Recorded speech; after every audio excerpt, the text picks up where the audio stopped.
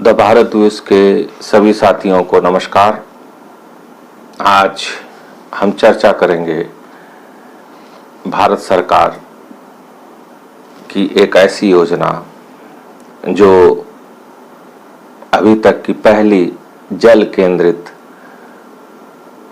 Mission योजना है।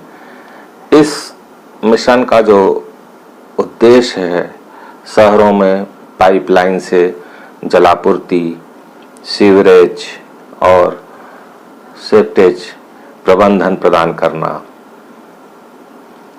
Mission का जो प्रमुख उद्देश्य है वह ही है। इस योजना का नाम है अमृत योजना। यह देश का पहला केंद्रीय राष्ट्रीय जल मिशन है, जिसमें 60% शहरी आबादी स्थापित है या शामिल है। अमृत योजना का पूरा नाम जो है Atal mission of rejuvenation and urban transformation AMRUT है। इस योजना को 25 जून 2015 को 500 शहरों में शुरू किया गया था। भारत के 500 शहरों में इसको शुरू किया गया था। 1 लाख से अधिक आबादी वाले सभी शहर इस मिशन के अंतर्गत आते हैं। इस योजना से आच्छादित हैं जिन शहरों की आबादी 1 लाख से अधिक है। जल निकासी, गैर मोटर चालित शहरी परिवहन, ग्रीन स्पेस और पार्क बनाना इस मिशन का एक उद्देश्य यह भी है। कुल मिलाकर मिशन का बजट 1 लाख करोड़ रुपया है, जिसमें 50,000 करोड़ हिस्सा केंद्र सरकार का है। इंफ्रास्ट्रक्चर परियोजनाओं के लिए 77,640 करोड़ रुपए की राज्य कार्य योजनाओं को मंजूरी जिसमें से दे दी गई है। अब तक 52,477 करोड़ 66% काम का भुगतान भी किया जा सका है। आप देख रहे होंगे कि शहरों में बहुत तेजी से सीवरेज और अन्य जो शहरों को कायाकल्प करने की जो योजनाएं हैं, काफ़ी तेजी से काम चल रहे हैं। वह इसी योजना का एक हिस्सा है, एक पार्ट है, और जिसमें सीवरेज का काम है, जिसमें ग्रीनरी का काम है, पार्क बनाने का काम है, और गैर मोटर चालित परिवहन शहर में ऐसे बसेस लाने का, बैटरी से जो चलती हैं, इलेक्ट्रिक से जो बसें चलती हैं, और शहरों में जल जमाव न होने पाए उसके लिए जल निकासी का भी काम कर इस योजना के अंतर्गत प्रत्येक शहरों में बहुत तेजी से कार्य हो रहा है। इस मिशन के तहत अब तक 105 लाख घरेलू नल कनेक्शन और 78 लाख सीवर सेप्टेज कनेक्शन प्रदान किए गए हैं। वहीं 1240 MLD की क्षमता के सीवेज ट्रीटमेंट प्लांट STP बनाए गए हैं, जिसमें से 907 MLD को रिसाइकिल के लिए उपयोग किया जा रहा है। एक अन्य 4,800 MLD STP क्षमता का भी विकास किया जा रहा है।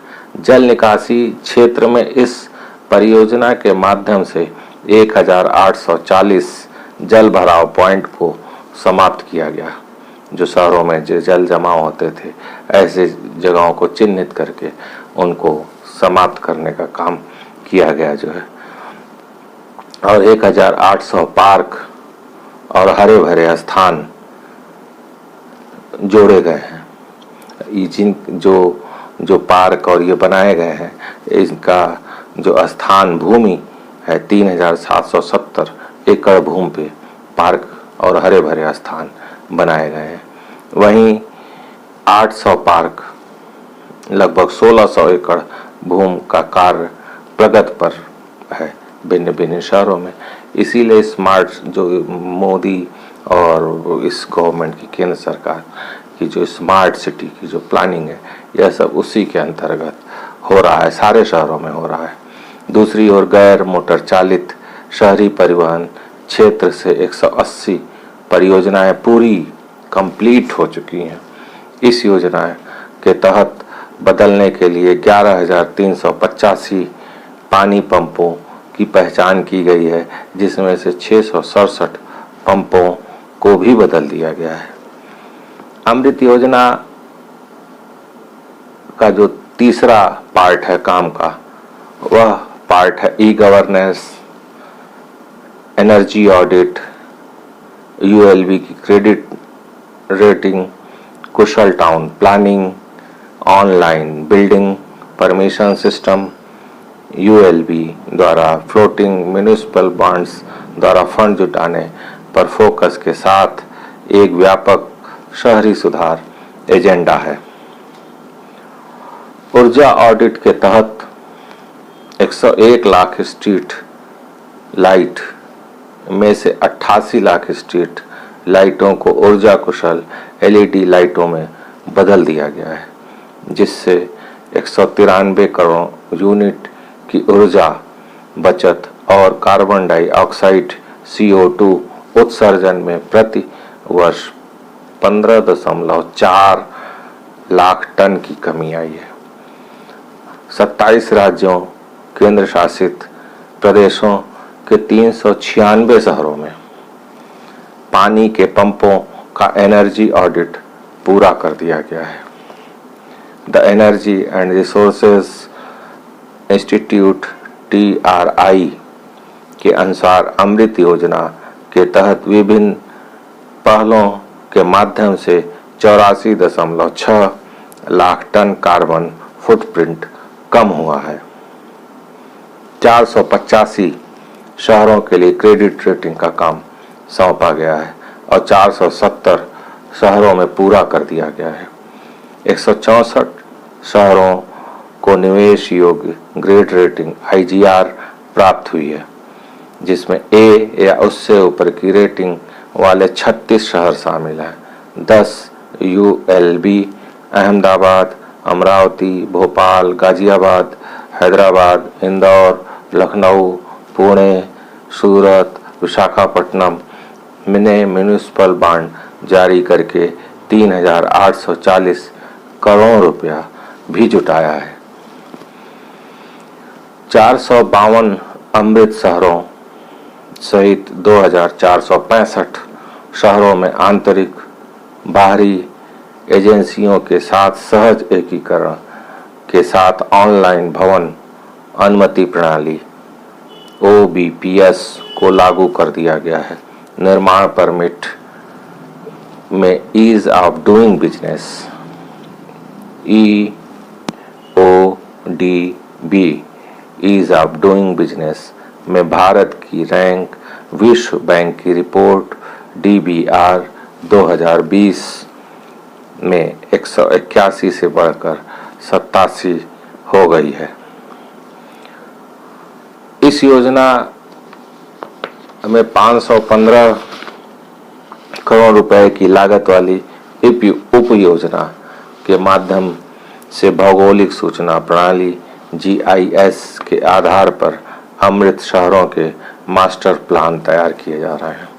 राष्ट्रीय रिमोट सेंसिंग केंद्र NRSC हैदराबाद को उपग्रह तस्वीरें प्रदान करने और शहर के नक्शों के डिजिटलीकरण के लिए शामिल किया गया है।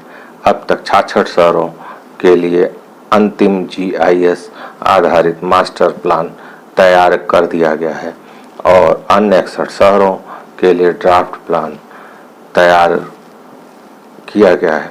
कुशल भूमि उपयोग सुनिश्चित करने के लिए 25 शहरों में 50 करोड़ की लागत से स्थानीय क्षेत्र योजना और नगर नियोजन योजना LAP और TPS प्रगति पर है निरंतर। जो लोग कहते हैं कि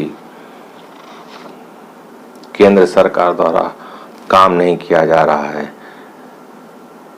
उनको शहरों में जाकर देखना चाहिए। शहरों के अलावा टाउन एरियाज में भी जाकर देखना चाहिए कि सरकार द्वारा इन सब चीज़ों को किया जा रहा है कि नहीं, धरातल पर उतार कर किया जा रहा है कि नहीं। जितनी रोड इस सरकार ने नेशनल हाईवेज को बनाए, पुलों को बनाए, जाम की स्थिति को खत्म करने का प्रयास किया, संभवतः आज तक किसी सरकार ने नहीं किया है। इसमें कोई भी संदेह नहीं है। और यहाँ तक कि जो विपक्ष के लोग भी हैं, जो आलोचक हैं, वह भी इस चीज़ को मानते हैं कि इस सरकार ने विकास, मूलभूत विकास संबंधी जो भी कार्य किए हैं वह जमीन पर आकर किए हैं, जो दिखाई पड़ता है। अभी तक की सरकारों ने ऐसा काम नहीं किया था। और ये जो भी योजनाएं बनाई जा रही हैं वह दीर्घकालीन योजनाएं हैं कि आज से 20 साल, 15 साल बाद, 25 साल बाद क्या स्थिति हो सकती है, क्या समस्याएं आ सकती हैं, उसको आमूलचूल परिवर्तन और आज के इनके निर्माण या इनकी जो भी निर्णय है उसका आज से 20 साल, 50 साल बाद क्या इम्पैक्ट पड़ेगा, इन सब चीज़ों को दृष्टिगत रखते हुए केंद्र सरकार की सारी योजनाएं बनाई जा रही हैं। इसीलिए ये योजनाएं दीर्घकालीन हैं और जिनका शॉर्ट टर्म में कोई भी इंटरफेरेंस नहीं है। इस स्थिति को हमें देखना होगा, समझना होगा और आने वाले समय में ऐसे चीज़ों को, ऐसे लोगों से, ऐसी राजनीति से सावधान रहना होगा जो आपको जातिगत आधार पर बांटने की कोशिश करेंगे और यह बताने की कुचेष्टा करेंगे कि सरकार द्वारा कोई भी काम धरातल पर नहीं किया गया है। इसके लिए आपको सरकार की सारी योजनाओं को देखना होगा, समझना होगा और उस पर बहस और चर्चा चलानी होगी। धन्यवाद। उम्मीद है कि आज का विश्लेषण आपको पसंद आया होगा। इसी के साथ अपनी बात समाप्त करता हूँ। अगर आपको पसंद आया है तो कृपया वीडियो को लाइक, शेयर और सब्सक्राइब जरूर करें। जय हिंद, नमस्कार।